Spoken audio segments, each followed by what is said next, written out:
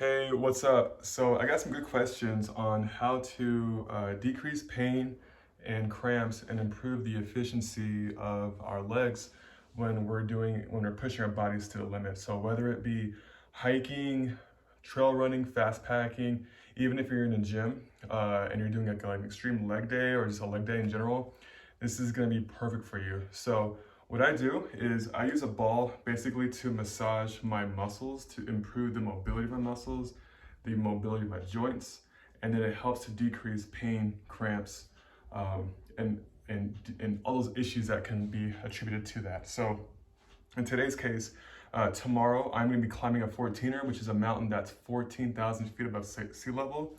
And up there, the air gets pretty thin. So what I want to do is make sure that I don't have any cramps or issues or pain when I'm way up there. When the air is thin, that's what tends to happen. Again, or if you're in the middle of nowhere, if you're hiking out 10, 20 miles, pain is the last thing you want to deal with. So massaging your muscles is a great way to do it. So today's case, I will be doing the legs. I'm divided into three areas: the calf, the quad, and then the hip. So first, I'll start with the calf. So what I do first is I find the area, especially if you can find an area that is the most painful or that gives you the most issues. This is going to be very, very important for you. So find the area and then just go back and forth. I'm not doing these big movements, fast movements. I'm just focusing on the area that's giving me the most issues and just trying to hang out in that area. So find one or two knots and then focus on those one or two knots for 1 or 2 minutes. So again, 1 or 2 knots, 1 or 2 minutes. All right. If you want to, you can do where you press hard or you press into the tender spot, and then you point your foot up and then relax it. Point it up and relax it. We call this a pin and stretch for us physical therapists, probably massage therapists too. But all right, so that's the calf. For the quad, I like to divide the quad really into two areas again, the quad or the front and then the side. So this muscle right here is the rectus femoris. This does cross the hip. It comes all the way down to your knee. So the other quads just cross the knee. Rectus femoris does the knee and the hip. So it's very important, and it tends to get overworked and gets pretty tight. So for this one, you get the ball, you put it on your quad in the front, like that. And again, find the spot that's tender, 1 or 2 knots, 1 or 2 minutes, 1 or 2 knots, 1 or 2 minutes, all right? And then, this is just for demonstration purposes, I'm gonna show you my other leg. The side of the quad. So you're gonna go on the lateral quad, the side where you have your vastus lateralis, also where your IT band lays. Again, 1 or 2 knots, 1 or 2 minutes, 1 or 2 spots or knots, and 1 or 2 minutes. All right, awesome. So once you've done your hip, your quads, and your calf, then you're pretty much set. If you want to, you can try to do also your hamstring. So you put your hamstring back here and or you put the ball behind your hamstring.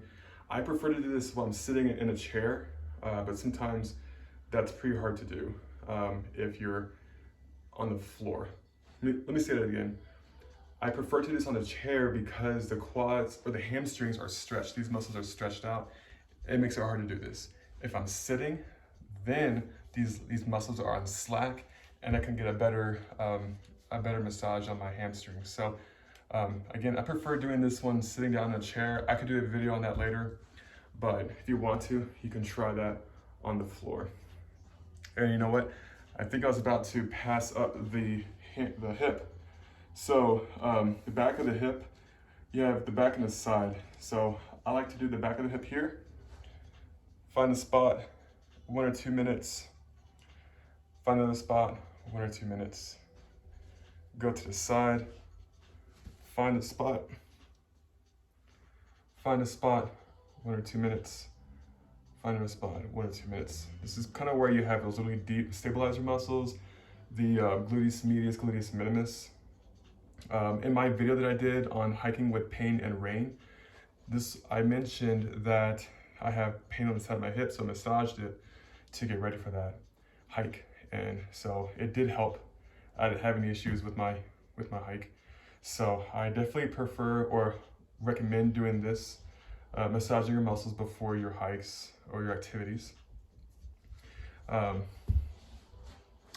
Again, if you're doing activities such as hiking, fast packing, trail running, going to the gym, having a good leg day, if your legs are just tight, if they're sore, this is for you as well. But if you're pushing your body to the limit, I recommend you do this. If you're pushing your legs to the limit, calves, quads, hip. If your hamstrings tend to be an issue, do your hamstrings too. All right. And I'm doing this the day before my activity, and then afterwards, I do it before to help prevent the pain and cramps, and then I do it after again to help improve my mobility and also to help with recovery as well. So I notice a lot with this. If you have more questions about this, please let me know. I can get more into specifics or more ideas. You could do some of this on the wall as well. It doesn't have to be a softball, it could be a tennis ball, a racquetball. It could even be a foam roller. I will say though that the foam roller is harder to get into the hip because the hip does have these little crevices and nooks and everything that's hard to get into, whereas a foam roller might just go over all the muscles. So I actually prefer using a ball rather than a foam roller on the hip. If you do have a foam roller, I would recommend using the foam roller for your quads and your calves. So I hope this helped you. If you are in pain, if you like to push your body to the limits, this is for you. Massage, massage, massage. This helps with your mobility. If you know anybody else who likes to push their body to the limit, hiking, running, trail running, whatever, share this with them and see if it can help them with their recovery and improving their times, increasing their strength, decreasing their pain. So if you enjoy this, give me a like, a share, and also subscribe. I really appreciate you having me with you today. So thank you for your time, and you take care.